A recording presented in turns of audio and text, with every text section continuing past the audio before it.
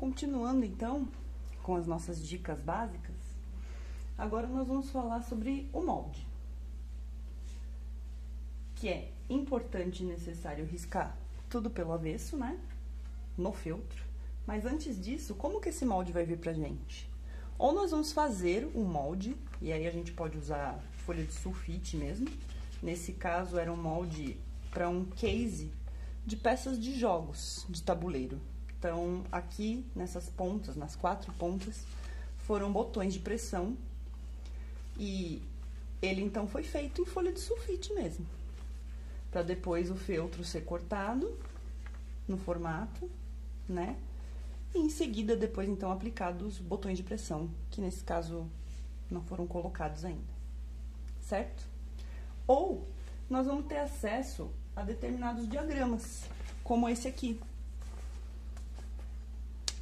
Quando temos acesso a esses diagramas, o método mais simples e mais fácil é eu copiar esses diagramas diretamente através da utilização de um papel que seja translúcido. Nesse caso é papel vegetal, mas pode ser outros tipos de papel transparentes. Eu gosto de utilizar um lápis 6B, porque além de me permitir fazer a cópia do diagrama, nesse caso, me permite também passar o risco para o feltro, que eu vou mostrar em seguida. Então, vou pegar o molde desse ratinho aqui, mostrando para vocês que vou explorar o melhor modo possível o meu papel, porque, afinal, não quero gastar, seja pelo preço, seja pela natureza.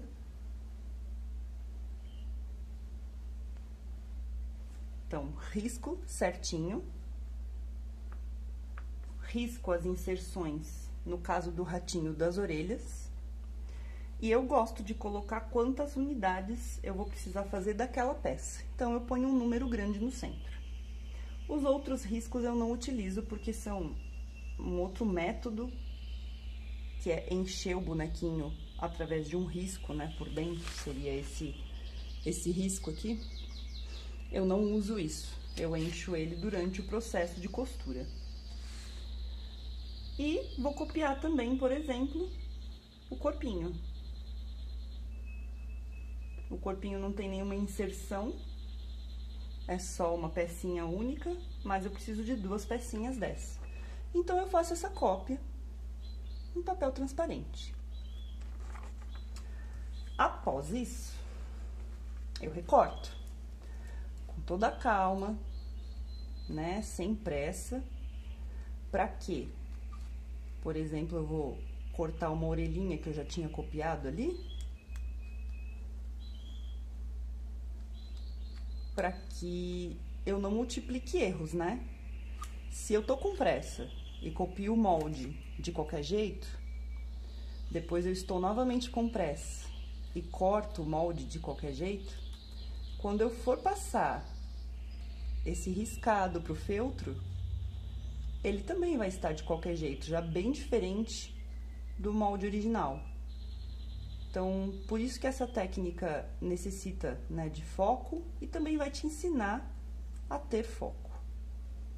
Porque quando você vira o resultado final mais próximo daquilo que você deseja ou muito distante daquilo que você deseja, você vai entender que o único responsável por todo esse processo foi você.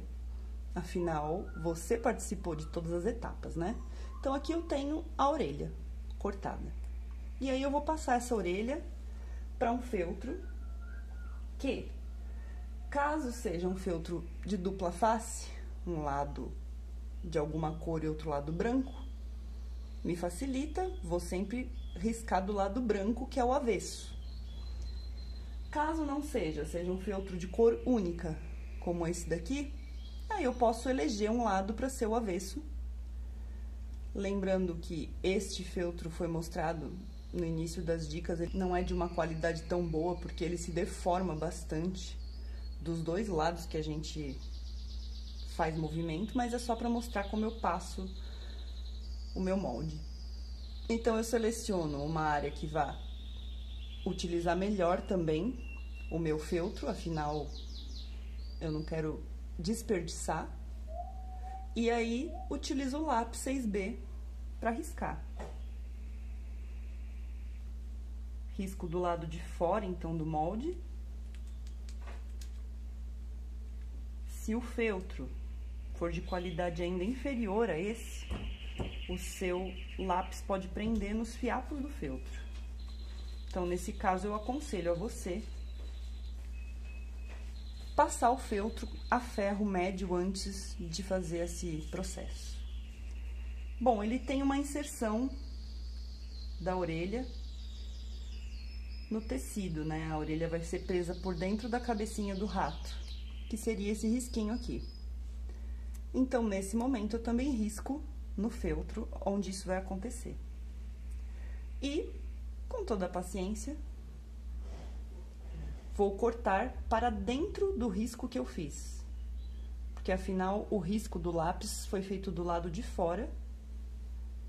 Ele, em feltros brancos, né, pode trazer problemas de passar o grafite para um lado e para o outro, pode até sujar a peça. Então, eu aconselho a fazer do lado de fora, que aí você fica com uma peça limpinha para poder utilizar. Então, aqui eu tenho a minha orelha, que tem que estar batendo, com o desenho da orelha do molde. Essa parte aqui tá um pouquinho além de feltro, mas ela vai ficar pra dentro da orelha. Eu até prefiro, pra me facilitar na hora da costura, ter mais material pra prender dentro da orelha. Mas isso aí é uma opção de cada um, certo? Então, a dica é sempre risque do lado do avesso do feltro. Aqui também eu risquei como exemplo, do lado do avesso, um rostinho desse mesmo ratinho. Então, o molde do rostinho tá aqui com as inserções dessa orelha. E aí, eu peguei e risquei do mesmo modo, do lado do avesso, o molde que eu precisava. Então, esse é o lado original, esse é o avesso, certo? No avesso, eu posso riscar, bordar, personalizar. Se eu quiser, de repente, fazer um olho com um bordado de linha, eu vou utilizar essa parte do avesso para ficar todos os nós, todas as partes imperfeitas que eu não quero que as pessoas vejam. E ficar perfeitinho desse lado aqui.